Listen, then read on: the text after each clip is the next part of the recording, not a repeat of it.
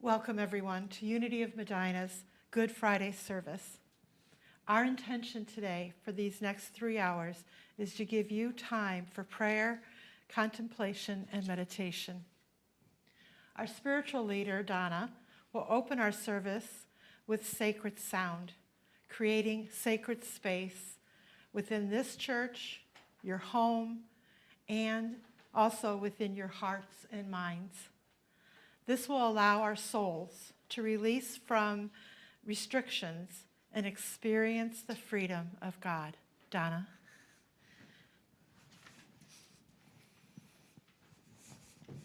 Thank you, Ann. I just want to explain a little bit about the sound workshop. I'm going to be using a Tibetan hand drum, which is used in Hinduism and Buddhism. It's for spiritual energy. It's to call up our spirits.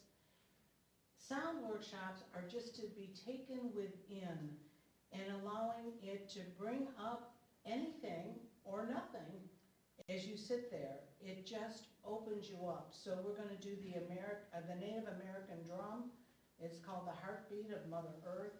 We're going to be doing brass singing bowls, which are healing bowls, and I will be playing a couple of the healing bowls, and then Carolyn Malloy will be walking the aisle playing the singing bowl that she brought. Again, allow this sound just to come into you, open your heart, open your soul, and you may get a message, you may get nothing.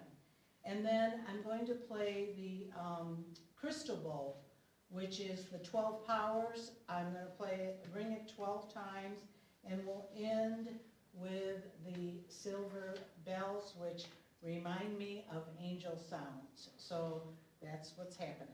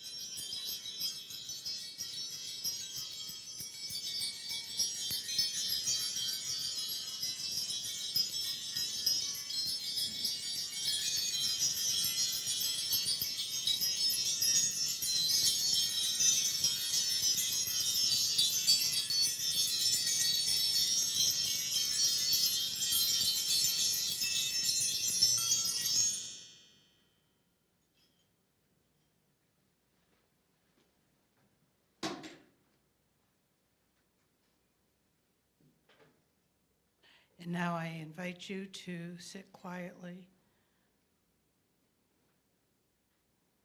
And as Myrtle Fillmore did, open every cell of your body for healing, wholeness, perfection, wholeness, and well-being.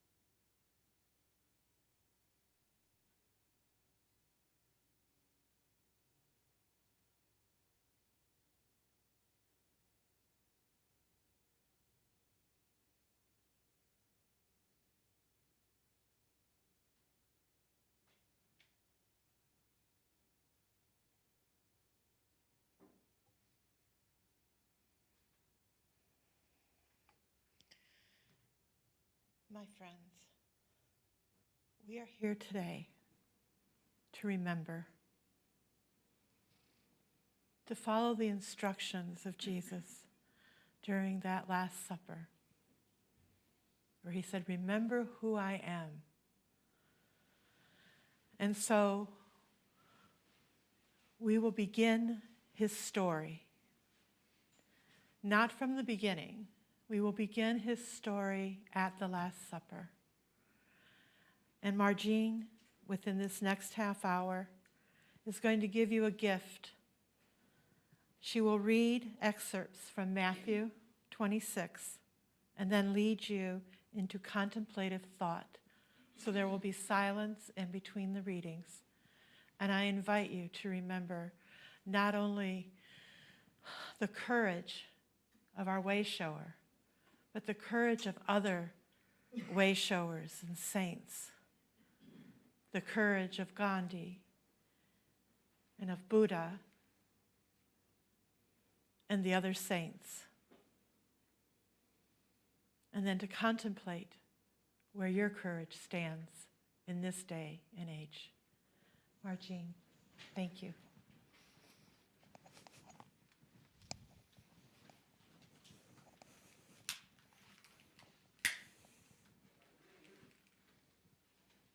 And when Jesus was at Bethany, in the house of Simon the leper, a woman came up to him with an alabaster vessel of precious perfume, and she poured it upon the head of Jesus while he was reclining. When his disciples saw it, they were displeased and said, "Why the loss?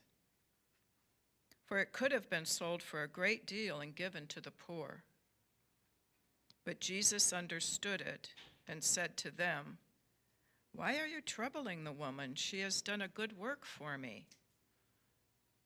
For you always have the poor with you, but you will not have me always. But this one who poured the perfume on my body did it as for my burial. And truly, I say to you, wherever this my gospel is preached throughout the world, what she has done will also be told as a memorial to her."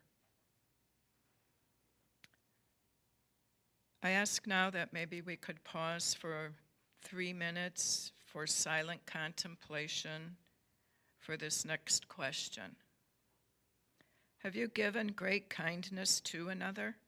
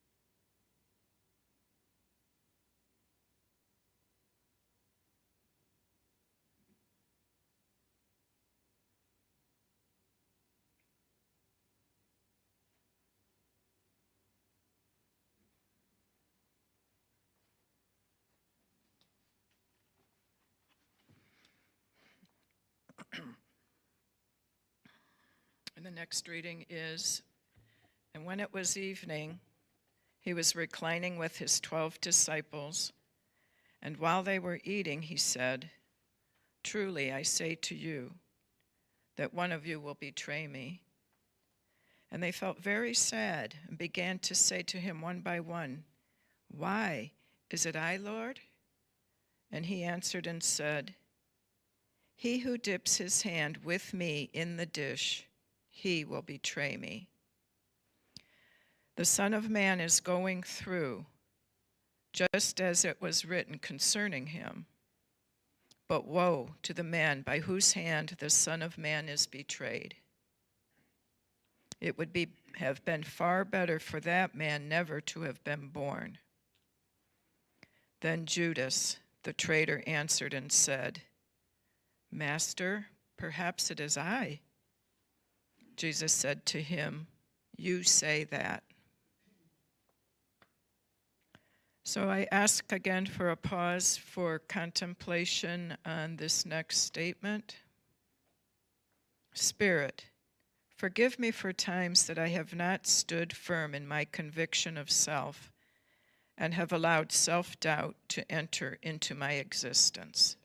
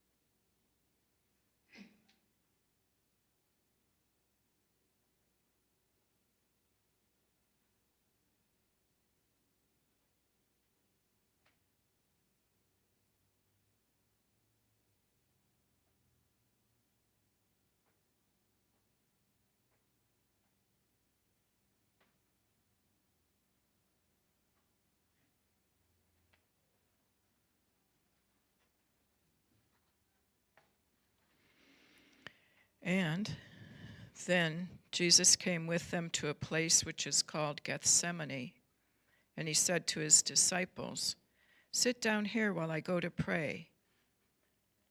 And he took Peter and the two sons of Zebedee, and he began to be sorrowful and oppressed. He said to them, "My soul is sorrowful even to death. Wait for me here and watch with me."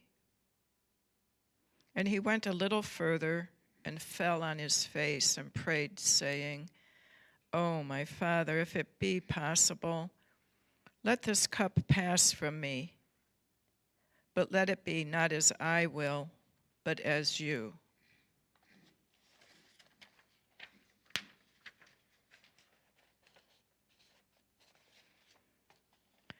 Then he came to his disciples and found them sleeping, and he said to Peter, "So, you were not able to watch with me for even 1 hour?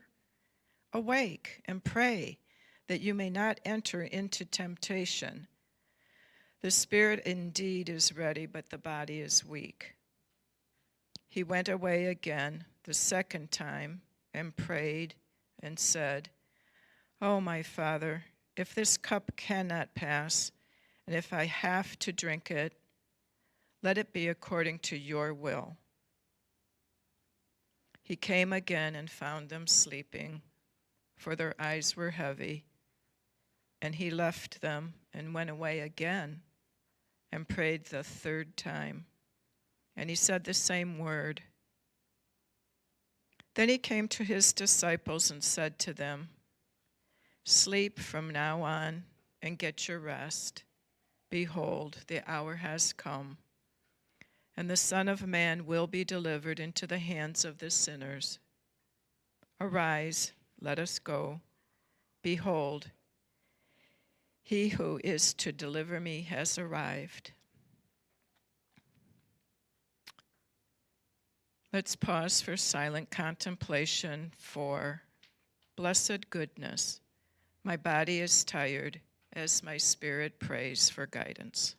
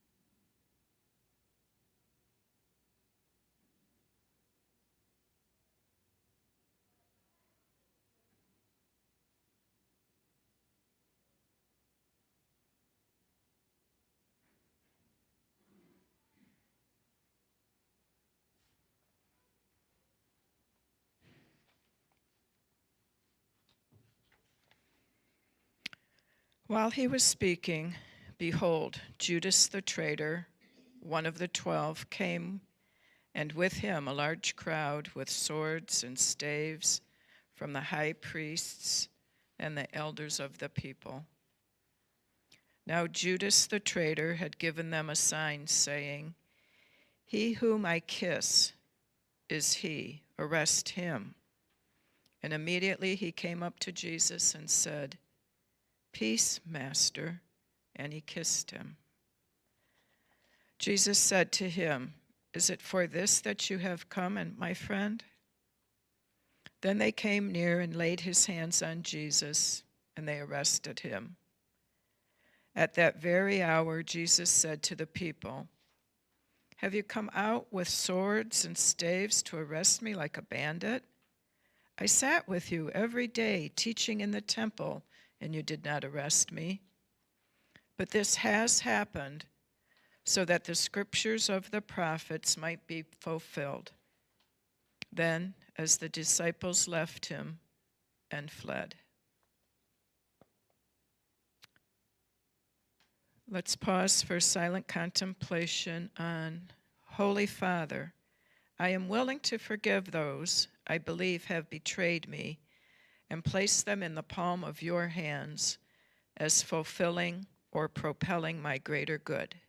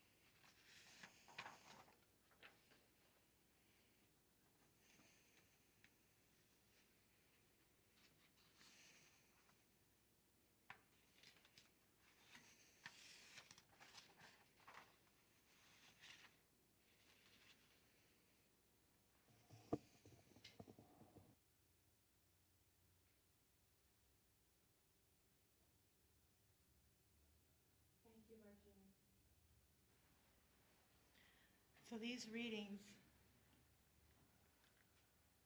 oh, sorry. These readings set the stage for our next remembrance, the remembrance of communion.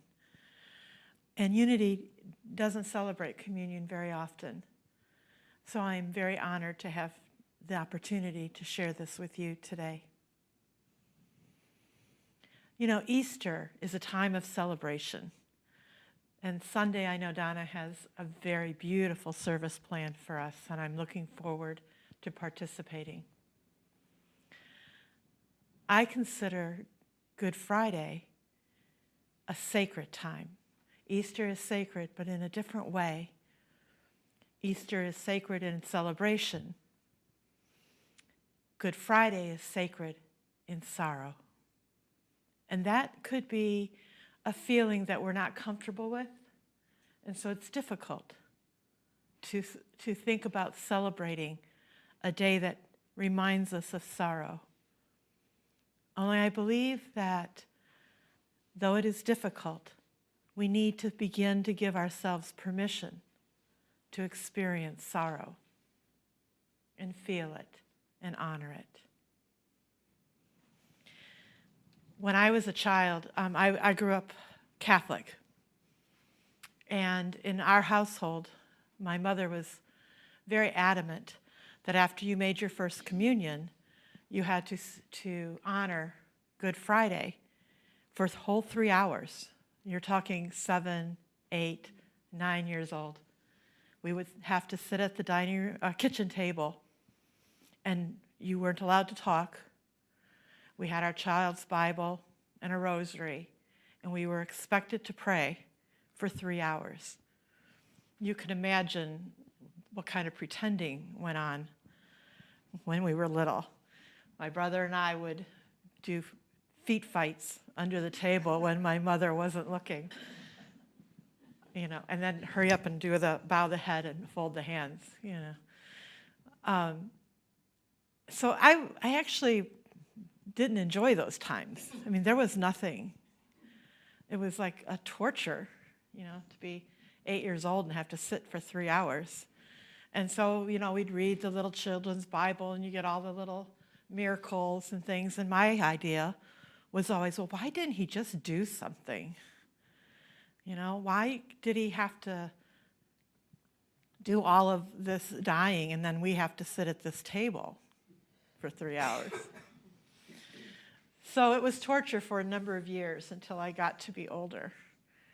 And I continued the tradition of being silent. As a teenager, it was even more gruesome because you didn't get to sit at a table anymore. You had to clean the house while you were silent and praying. So the whole process was not conducive to it have endured us to Good Friday. Though as I moved out of the house, I continued the tradition. And I decided to get to know this person that we were supposed to be honoring for 3 hours, to really get to know who he was, why he did what he did. And so I'd like to share a little bit about my revelations. And I'm going to have 2 questions to ask you to take home with you, because Good Friday doesn't end just at 3 o'clock today. That feeling of prepping yourself for Easter carries all the way through Saturday. So these questions, hopefully, once answered through the weekend, will give you even more opportunity to celebrate come Easter morning. But let's talk about Jesus. He was known as Jesus ben Joseph, son of Joseph, who was a carpenter. And we know that he probably was a carpenter himself, except he also studied and became a rabbi. And through his studies, he learned about God in a different way than possibly his contemporaries. He began to feel, to acknowledge within himself a closer understanding of how the energy of God works. We talk about it today almost like it's natural, but this was a new idea in his time. This was not God way up there and that can't be reached. It was Abba. God was Father to him, Daddy. And he was able to understand how the energy of God works in your lives. And he wanted to preach that. He wanted to teach. He gathered 12 men to teach. And they traveled because that's how they did. And he spoke in parables because that's how the people of his time taught. That's how they remembered history. They spoke in parables. So he was a great storyteller. He was also a man that enjoyed children. And he enjoyed those that were the outcasts of society. He knew them. He respected them. He also knew women, and he respected them. He lived within his time as a man. He didn't live as God. He didn't have ownership of his godhood at that point in his life when he was preaching. He only understood how the energy worked and wanted to relay it to others. And he is actually kind of, when you read, he was a hesitant Messiah, which he never claimed to be. Messiah meaning the anointed one. He never claimed to be Christ. He never claimed to be the Messiah. Only a man who understood God. And he was reluctant. When he did his miracles, it wasn't showing off. He didn't come out there boisterously saying, let me do this miracle for you. They had to beg him to do his miracles. He wanted it quiet. He wanted to preach. They kept pushing him in the limelight. He agreed because he had a message. And the more people he could reach, he thought the better the world would be, the better his people would be.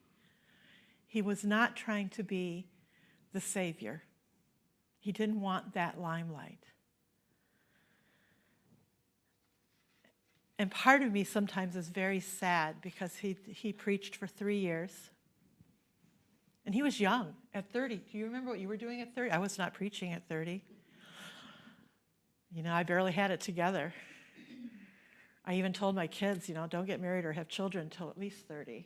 They didn't listen, but because you don't know anything until, so for 3 years, he really tried to get his message out.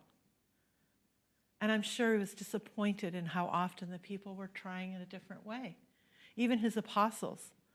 So you have Thomas, who was doubting, probably questioned everything he said. You have Peter, who was he was a boisterous man, probably courageous, though clueless, totally clueless. Really didn't quite understand what was going on with Jesus, with Jesus' message. And then you have Judas, probably the most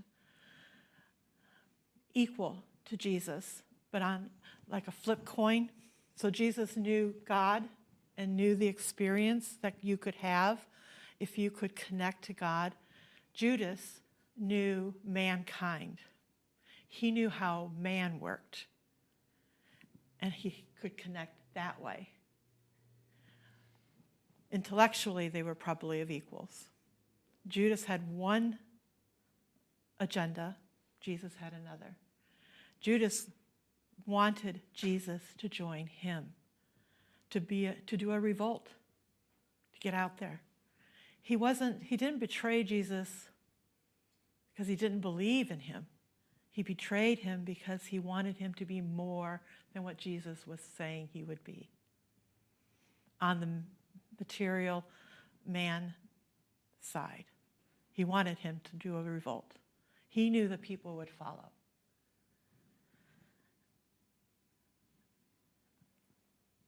So there's this man who then at the end of his 3 years realized, with all of the politicalness going on, he was in major trouble. Now, he could have kept quiet. The Sanhedrin said, if all you have to do is stop preaching, just be quiet, we'll let you go. He didn't. So he knew when he walked into Jerusalem that Thursday that he was not going to make it through the weekend, because that was the political agenda of the day. They were after him and had been trying to stop this man that people were following. And they were with Judas as saying, he's going to do a revolt. And they were afraid. Jesus, though, afraid, as we read in this story, he went away again and prayed, "Oh, my Father, if this cup cannot pass, and if I have to drink it, let it be according to your will." What courage! What courage did it take this man, who was not yet God, only had the concept of what God could do in his life, only was connected to that love of God. What courage it took to stand by and allow his death to come, and not to back down, not to walk away.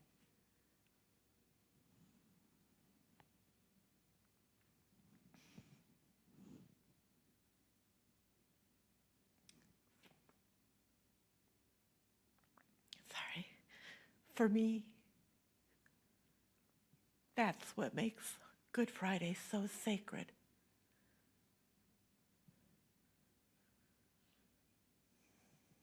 Because a man stood for what he believed and didn't change his mind.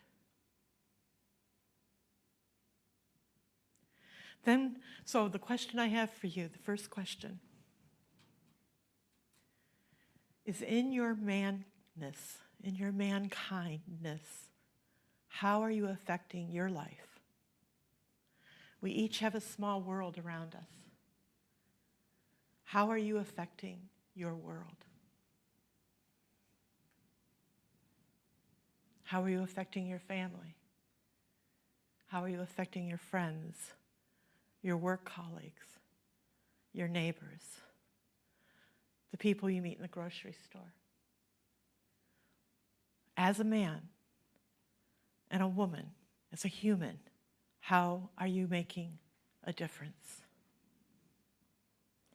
Then we have Jesus, who we call the Christ, who somewhere within his preaching realized that connection of God and owned what we call Christ, being anointed. Not to take over the world. He owned it to live. He owned it to do the miracles. He owned it to preach and to love, deeply love those that he came in contact with. And he showed that great love on Maundy Thursday when he took the Passover and created what we now call communion, asking his disciples to remember who he was and then to pass it on.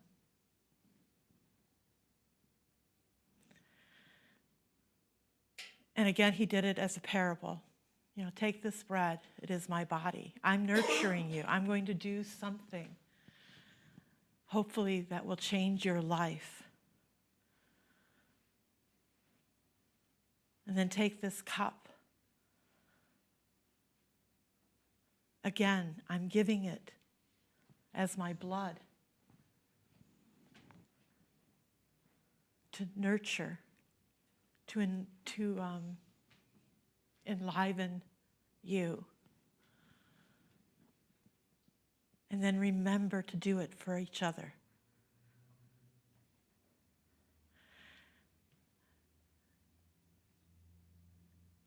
The early Christians, when they would get together and they would share the bread, it was to remember this man and what he stood for and what he tried to teach. It was to show each other love and care.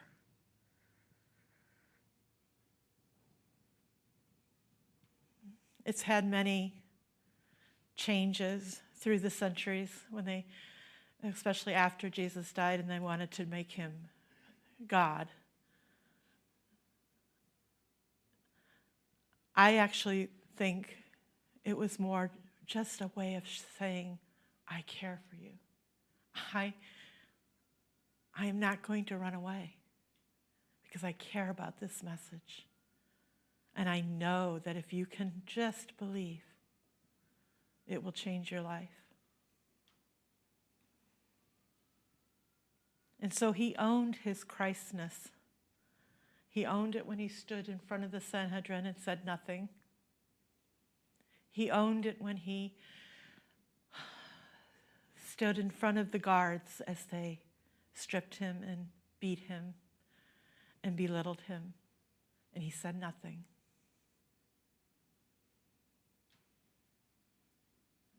There is a sense of grace in his final day. He didn't have to prove who he was any longer. He did all that for 3 years. He just knew it. He knew it inside of himself, and through his own fear, he moved forward. And so that's why we celebrate communion. It's the sharing of that accepting of our Christ self. Have you ever thought of accepting your Christ? That Christ energy, it's not out there. Well, it is, but I mean, you can bring it in. Today, when you take your bread and take your juice, we're going to say, I'm going to say, I see the Christ in you.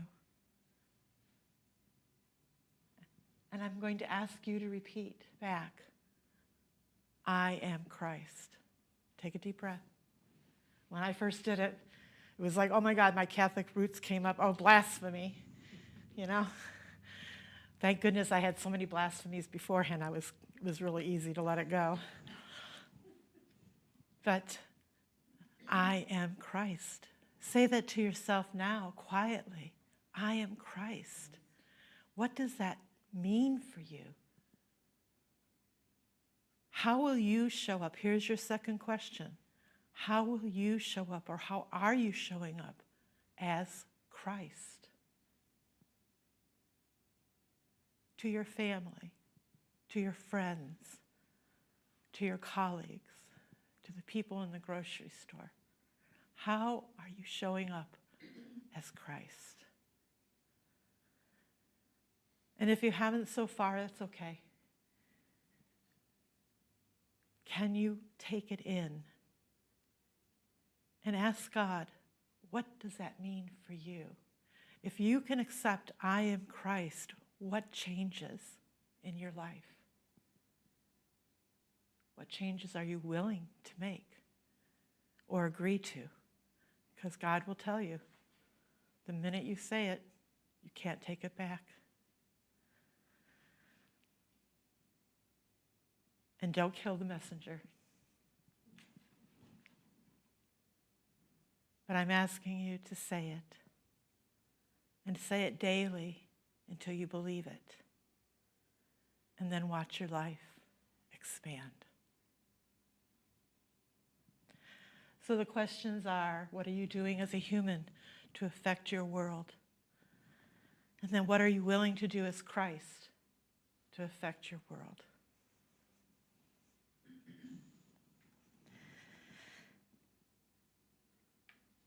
So now we're going to move forward into a tangible, visible reminder, a visual parable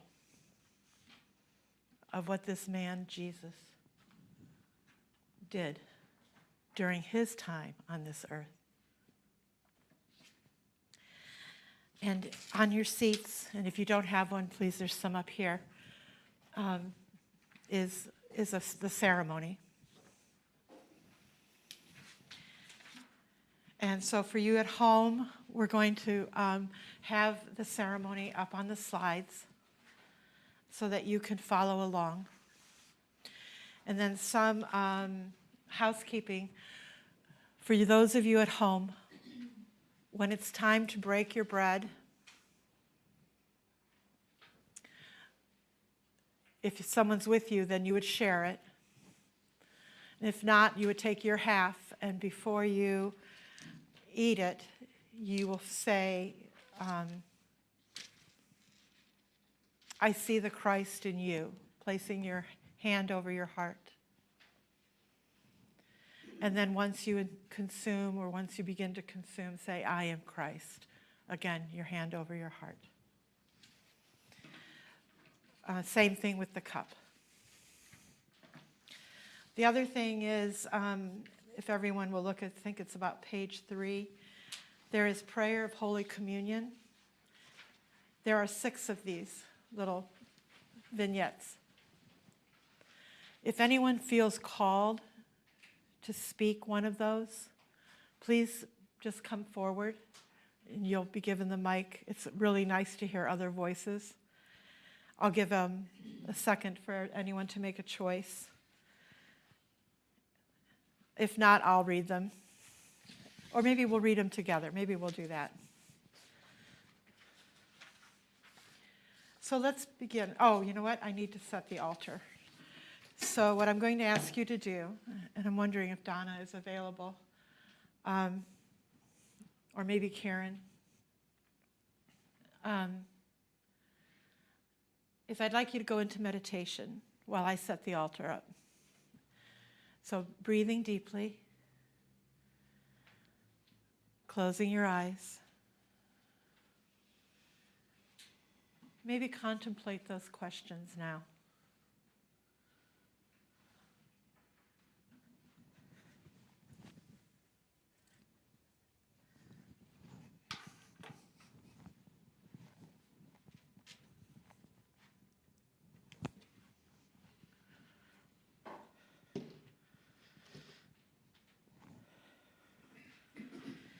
There are many times in your life, even this past year, that you have experienced an assortment of emotions.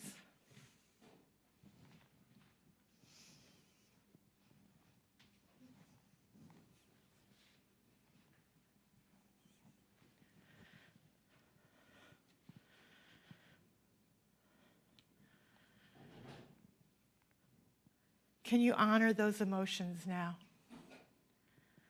Allow them to be part of who you are.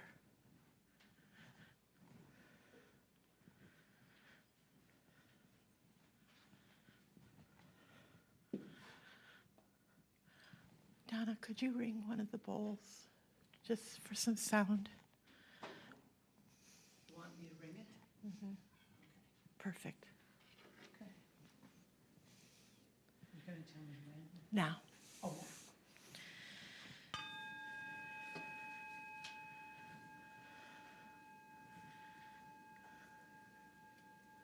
Again. More?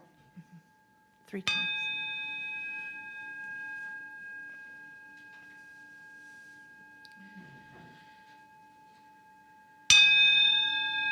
Perfect. Thank you.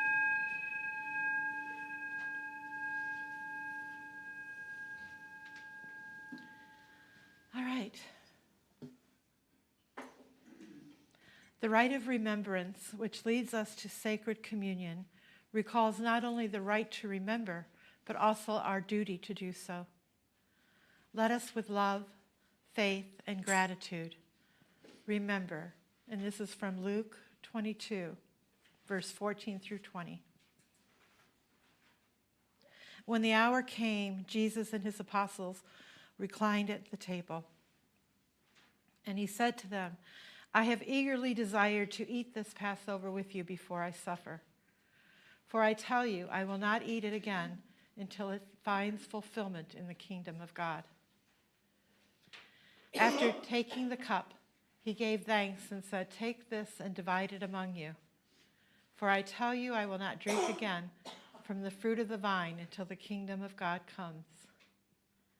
And he took bread, gave thanks, and broke it, and gave it to them, saying, This is my body, given for you. Do this in remembrance of me. In the same way, after the supper, he took the cup, saying, This cup is the new covenant in my blood, which is poured out for you.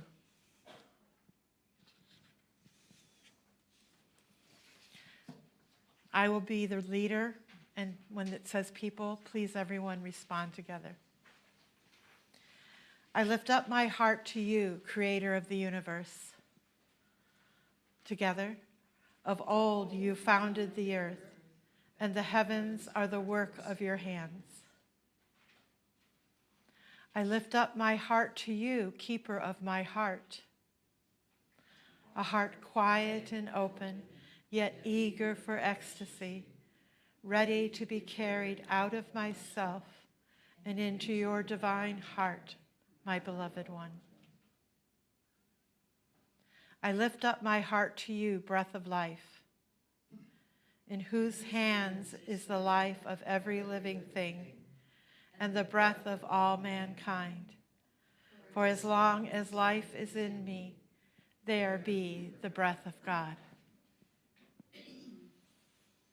I lift up my heart to you, Master of experience, in gratitude for the gift of memories, that marvelous ability you have hidden deep within us to learn and grow from that which we have experienced.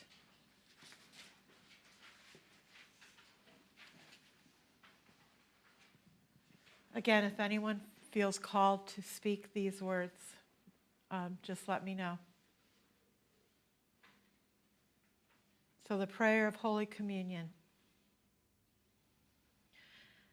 With faith, I now join in an act of Holy Communion with all the departed who share the luminous life of Spirit, the shining ones, especially those of my own family and those who were my friends, teachers, and neighbors.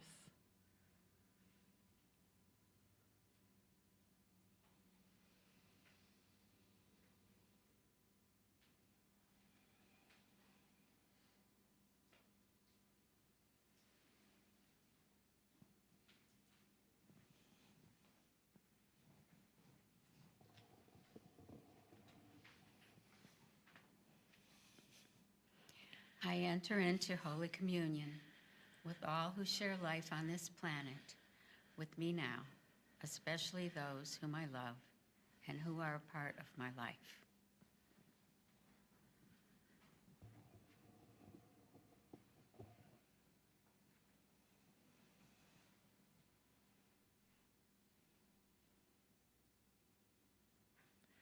I acknowledge with reverence and faith that all the peoples of this earth, women and men of all races, of all religions and political beliefs, are bound together in a holy communion of the Christ energy and essence.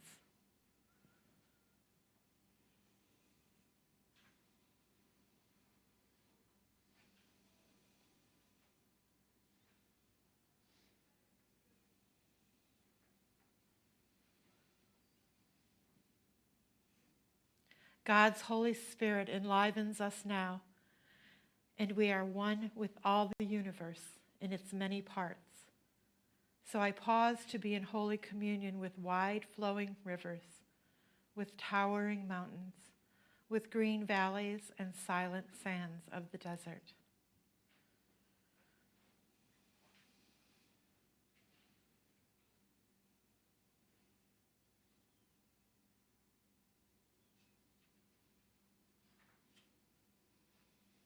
I enter into communion with the fish of the deep, with the birds soaring above the earth, with the variety of animals and all God's creatures.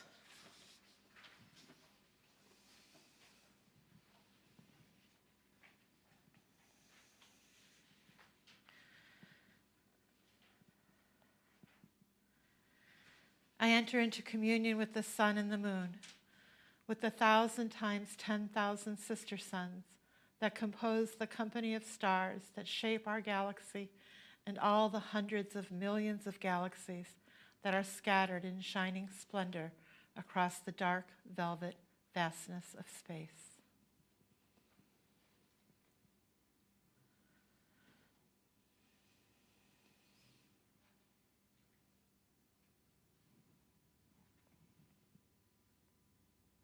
The remembrance. With reverence and awe, I bow down before you, Most High. Holy, holy, holy are you, the womb of all that we call holy. Heaven and earth are full of your glory. I thank you for filling me as well with your glory. I know that this place where I worship is truly holy ground. Pour forth upon me your Spirit, the Spirit of the Holy, to remind me that you ordained me in my mother's womb to fulfill your promise of a holy life on earth.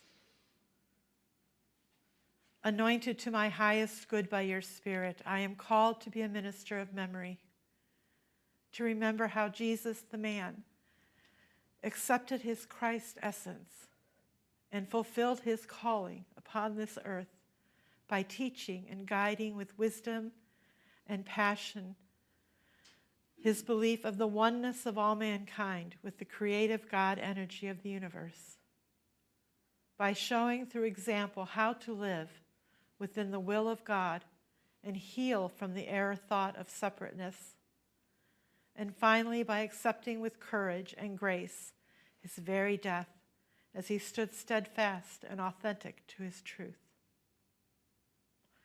With reverence, I bow and pray in silence before this sacred memory, which holds within it such great mystery and even greater presence.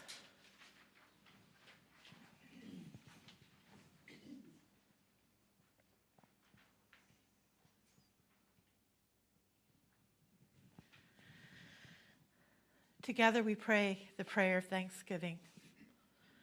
Father, together, Father, I am grateful for the life that has been offered to me and that I agreed to before entering this realm of awareness.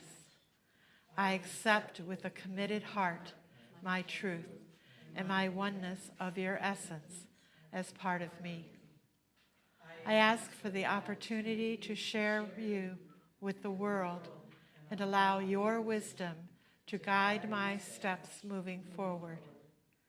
I receive your blessings upon my ventures and bow before you in gratitude and thankfulness.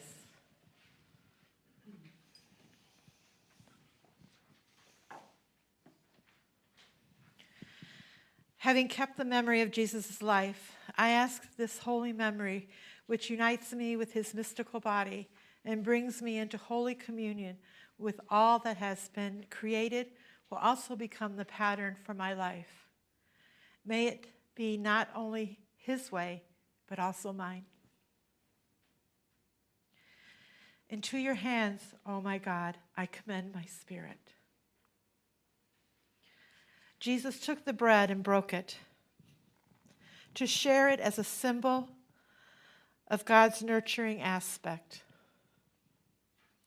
As I share this bread, I offer my life, my work, and my dreams to the betterment of mankind. Without you, my God, and the abiding presence of the Christ energy, what I now prepare to do is impossible.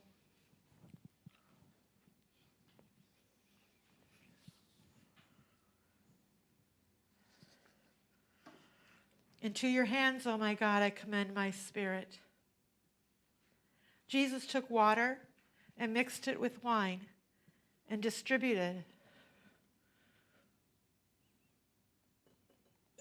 We're using grape juice, by the way. And distributed as a symbol of God's sustaining and opulent aspect. As I mingle the life flow of water with the gift of the grape, I offer my nurturing gifts of love, compassion, and wisdom to the betterment of mankind. Without you and the abiding presence of the Christ love, what I now prepare to do is impossible.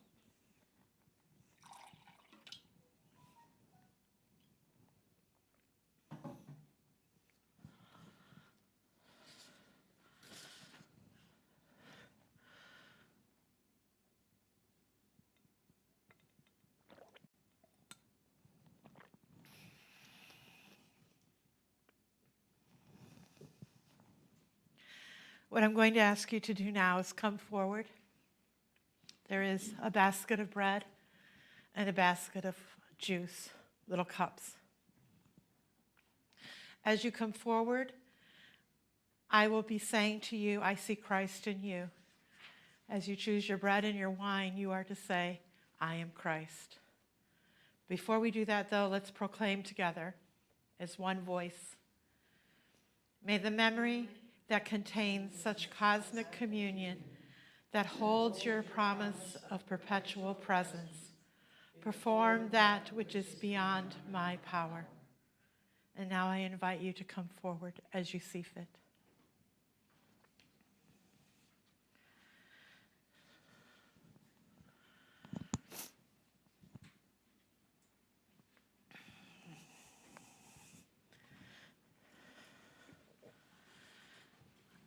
I see Christ in you. There you go. Thank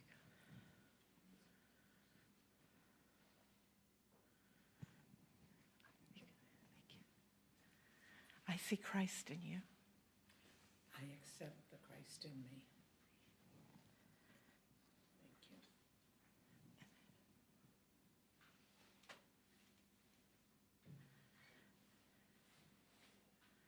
Thank you. I see Christ in you. I see the Christ in me.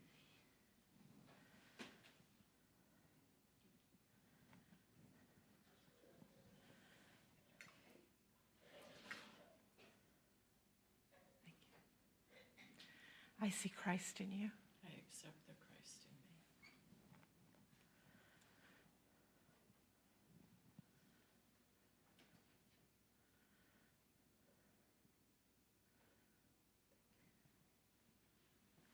I see Christ in you. I accept the Christ in me.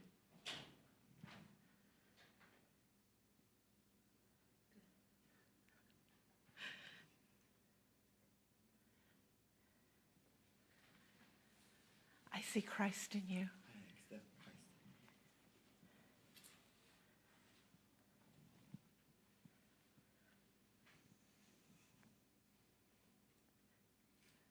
Thank you.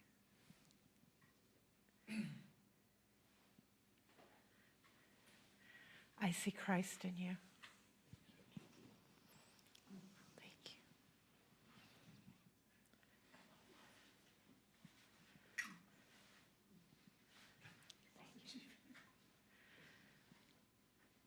I see Christ in you. I accept the Christ in me. Then just pick a piece. There you go.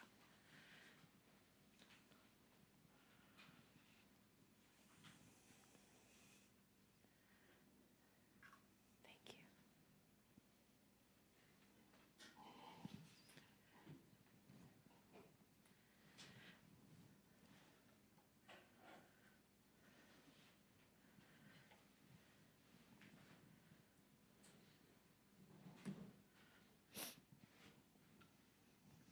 Did you want?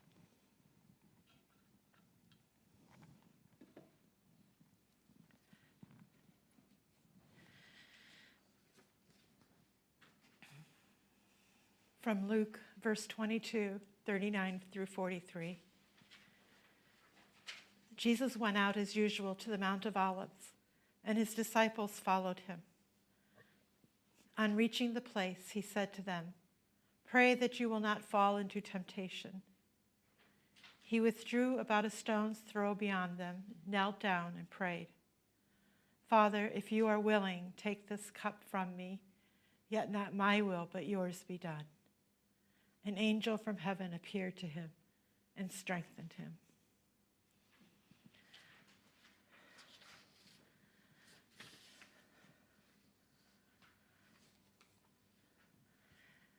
May this communion strengthen you to move forward and share your life with your world.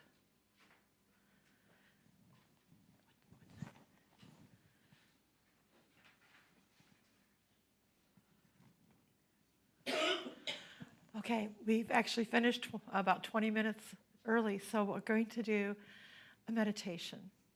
Not a 20-minute, we'll have some silence. Maybe Donna could ring the bowls for us again. I will probably do the crystal bowl. Okay, let's start off with a meditation. And to remember that we are here during this time to contemplate on the service of Jesus, on his words, on his actions. If you can bring up any biblical reference to how he lived, this would be the time to do that remembrance. So close your eyes. We have just shared communion based on love and respect.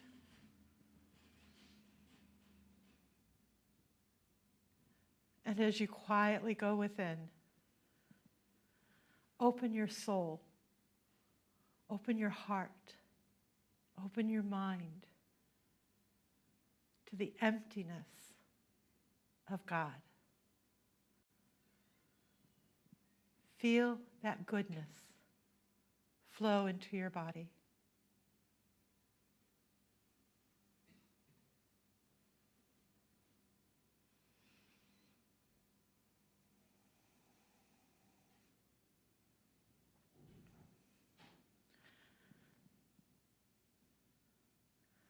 Jesus walked daily connected to God. It was his life. Every moment. You have an opportunity now to connect to God and to keep that connection.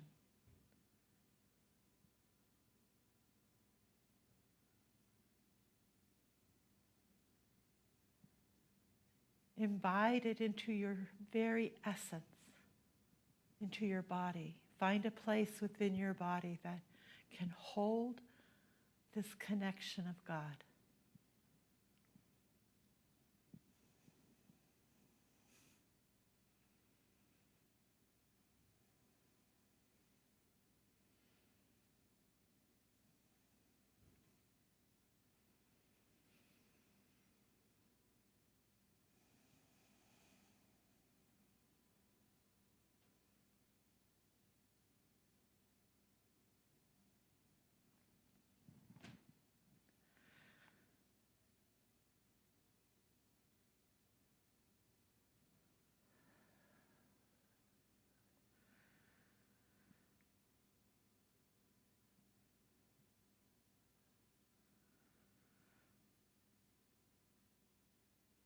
Allow this connection to speak to you. Let your mind be open and your heart receptive to the words of God now.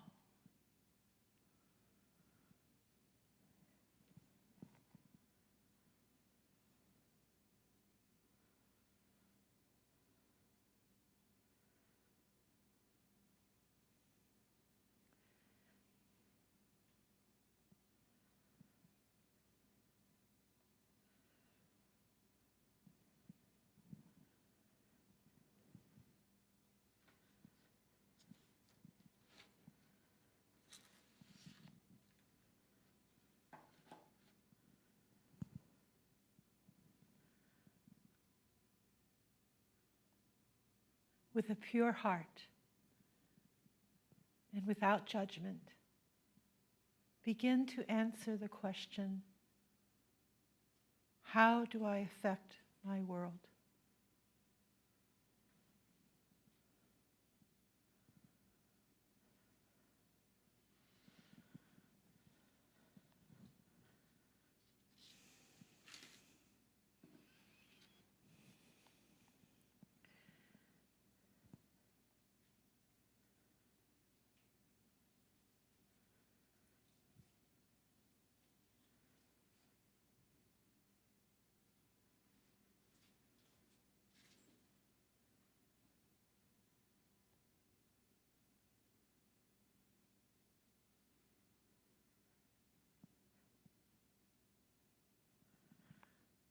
Take a moment to talk to God about what needs to change.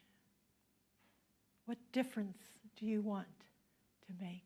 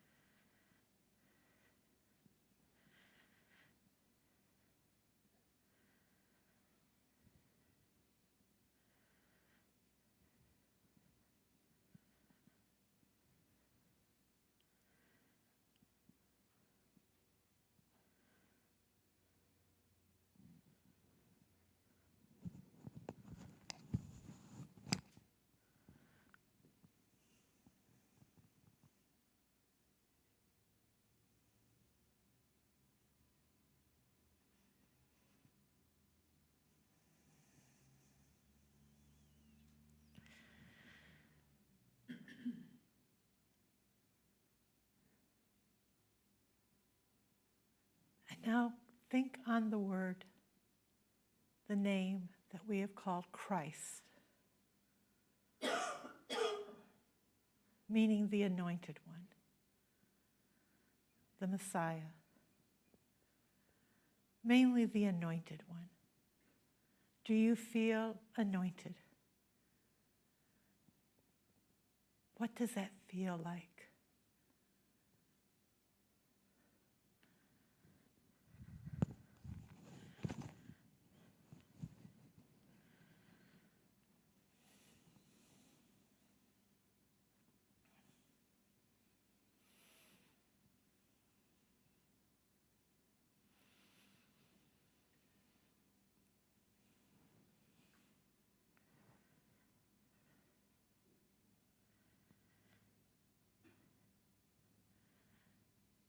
If your breath is shallow, take a deep breath in. Exhale. Now is the time for your strength. Now is the time for your courage. Take a deep breath in.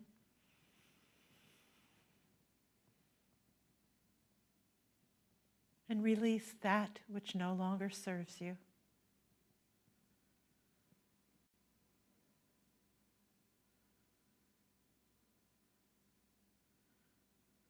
Replace it with trust. Take a deep breath in. And exhale that which no longer serves you. And replace that space with courage.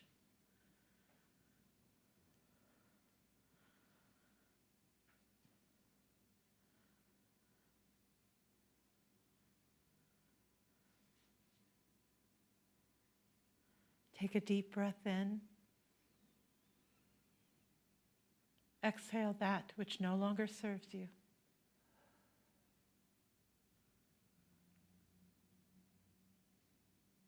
And bring forth authenticity.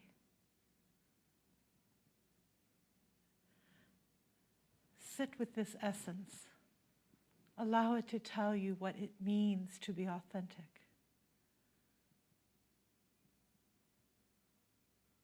Where in your life are you authentic?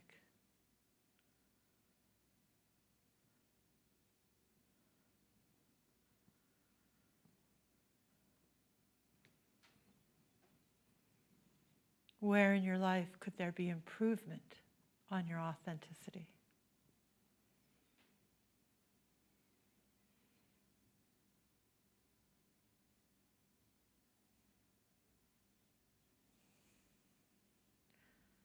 What skills do you need from God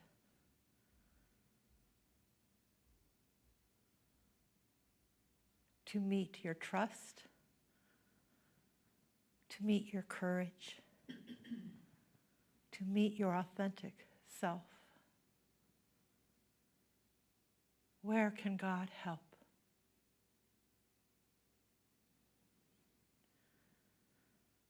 Ask for that now, knowing, truly knowing that you will receive.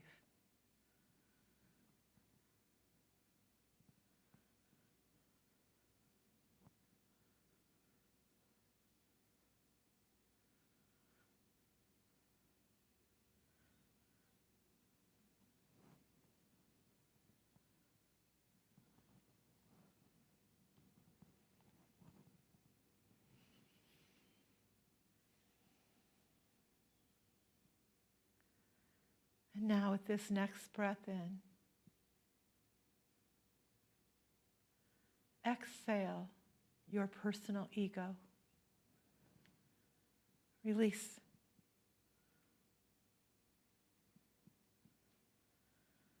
And connect with Jesus, then Joseph.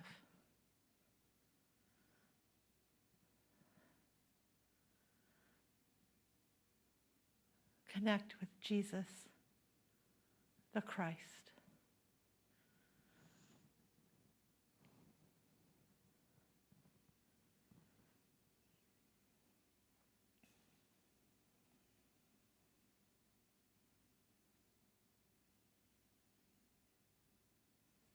Monitor your feelings.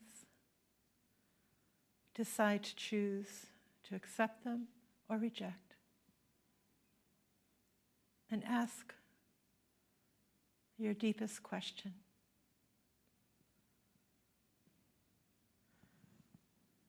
And then in silence, as you listen to the bowls, hear the answer and know that you are in that Christ energy now.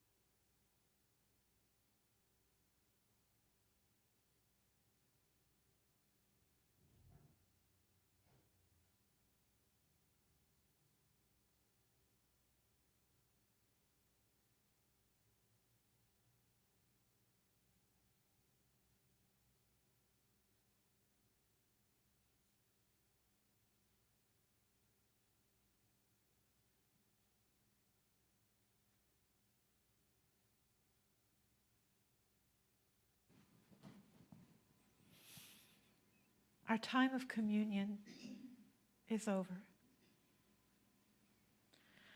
Our life of communion has begun. And so I ask that you take the sharing of love, of nurture, the caring for others out into your world.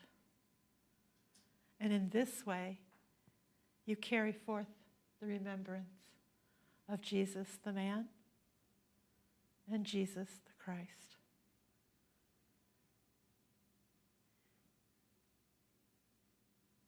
He encompassed both, denied neither. And so I ask you to do the same. This communion nurtured you and brought you forth into a new way of thinking. And I ask that you take that new way of thinking into your world so that we don't just remember the stories. We do as Jesus did, and we live a life of communion, of giving.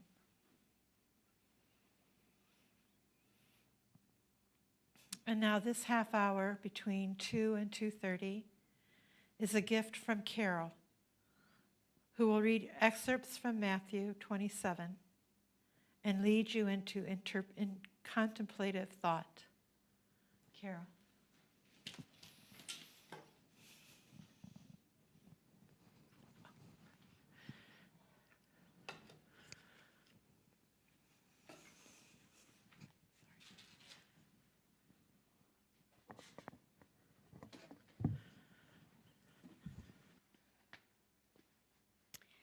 When it was morning, the high priests and the elders of the people took counsel concerning Jesus, how to put him to death.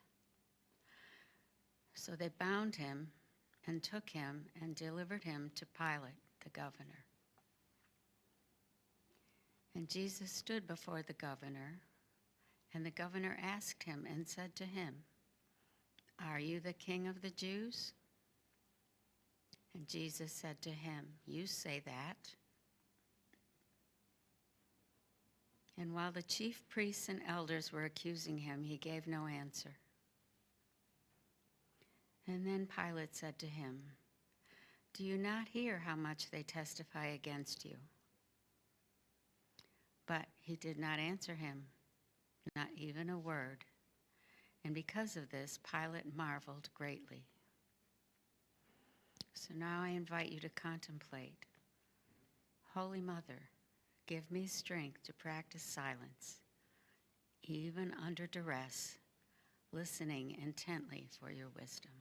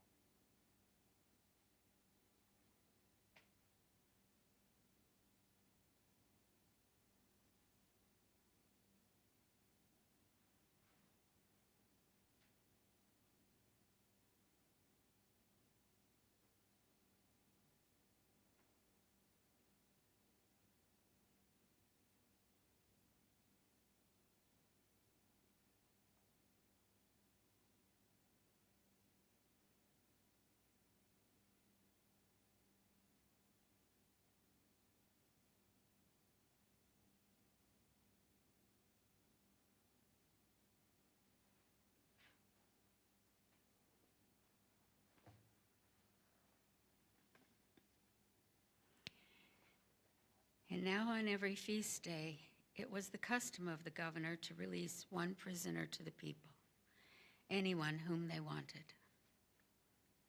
They had a well-known prisoner called Barabbas, who was bound. When they were gathered together, Pilate said to them, "Whom do you want me to release to you, Barabbas or Jesus, who is called the Christ?" For Pilate knew that because of envy, they had delivered him.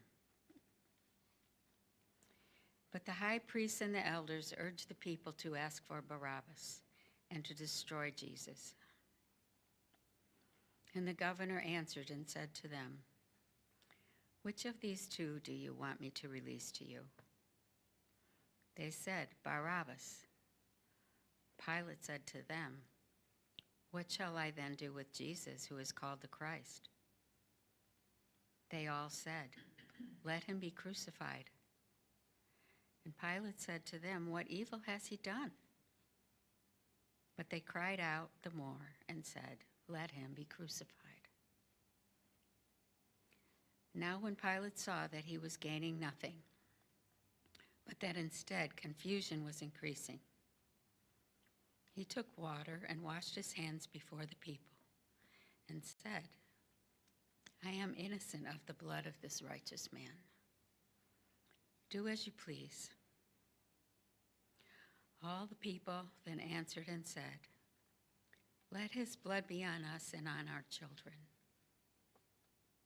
Then he released to them Barabbas and had Jesus scourged with whips and delivered to be crucified. Please contemplate. My heart grieves for those experiencing injustice in our world.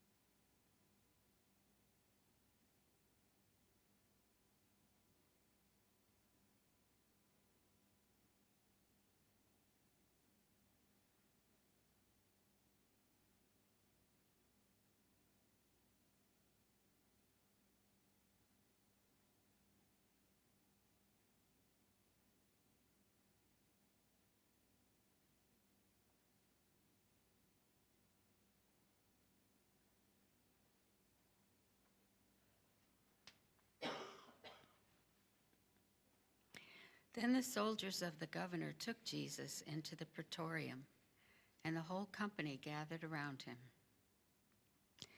And they removed his clothes and put on him a scarlet robe. And they wove a crown of thorns and put it on his head. They put a reed in his right hand, and they knelt on their knees before him. And they were mocking him and saying, "Hail, King of the Jews!"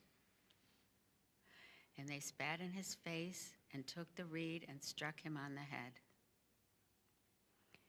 And when they had mocked him, they took off the robe from him and put on him his own clothes and took him away to be crucified. And as they were going out, they found a man of Cyrene, whose name was Simon, whom they compelled to carry his cross. Take some moments to contemplate. Great Spirit, allow me to be a Simon in someone's life, showing kindness and compassion, an advocate to those who experience bullying.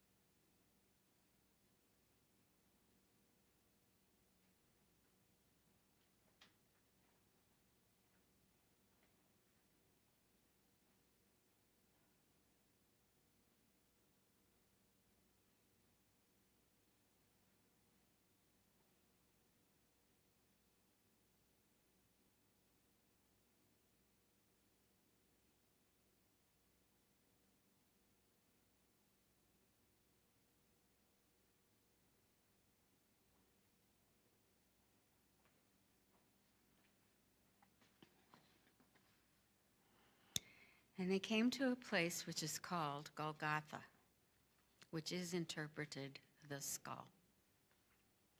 And they gave him to drink vinegar mixed with gall. And he tasted it, but he would not drink. And when they had crucified him, they divided his clothes by casting lots. And they were sitting there and watching him. And they placed above his head in writing the reason for his death. This is Jesus, the King of the Jews. Please contemplate. Mother, I sit in grief with you and contemplate bravery.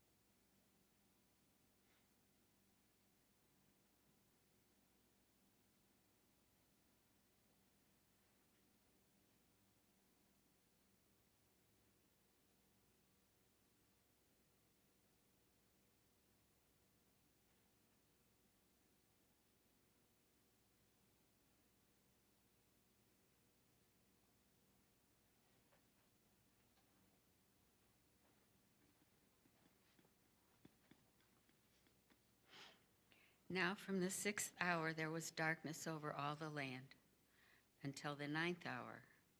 And about the 9th hour, Jesus cried out with a loud voice and said, Eli, Eli, Imana Shaktabani, which means, my God, for this I was kept. Some of the men who were standing by when they heard it said, this man has called for Elijah. And immediately one of them ran and took a sponge and filled it with vinegar and put it on a reed and gave it to him to drink. But the rest said, hush, let us see if Elijah will come to save him. But Jesus again cried out with a loud voice and gave up his breath. Please consider, Father, into your hands I commend my spirit.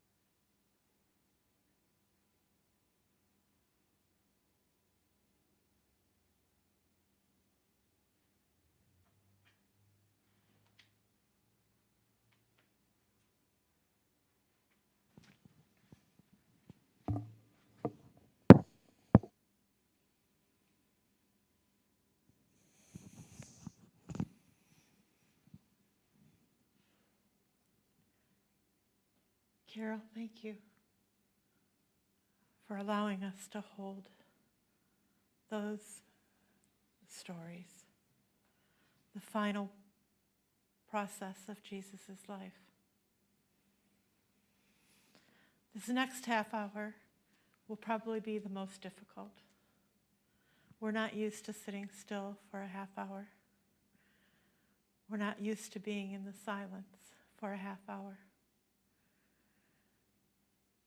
And we're not used to being with our grief,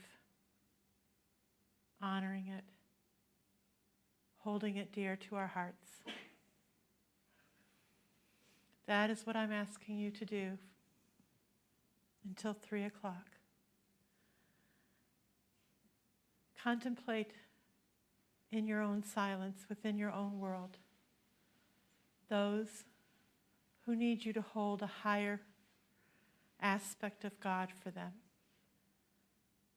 whether it be their health, whether they be in relationship, whether they have hurting financially. It is time during this time to hold them in high thought, just as Jesus' mother, Mary, his friend Mary, his friend Apostle Paul, who loved him dearly, sat at his feet at the bottom of his cross and held him to God's love until he gave up his life.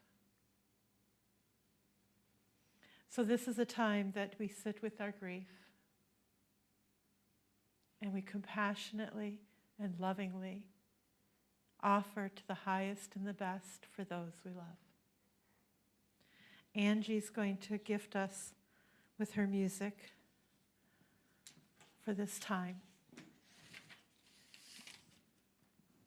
Let her music soothe you. Let it bring you peace. And hold this last half hour. Hold Jesus and all that he stands for you in your own private thoughts. If during this half hour you have a word that you feel called to share, or maybe a small sentence, nothing long, you're welcome to come up, share it, and then return to your seat.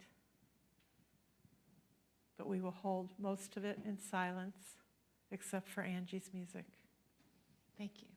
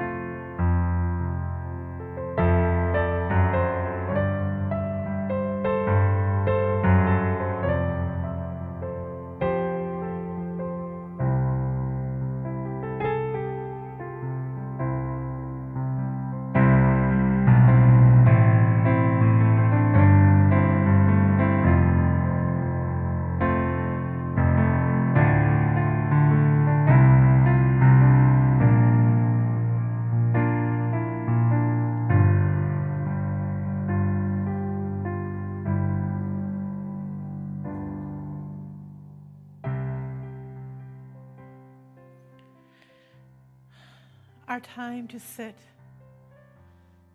with God is now concluded. May you take this moment, may you take your experience through the weekend and allow your Easter then to be one of joy. Father, into your hands we commend our spirits. Amen.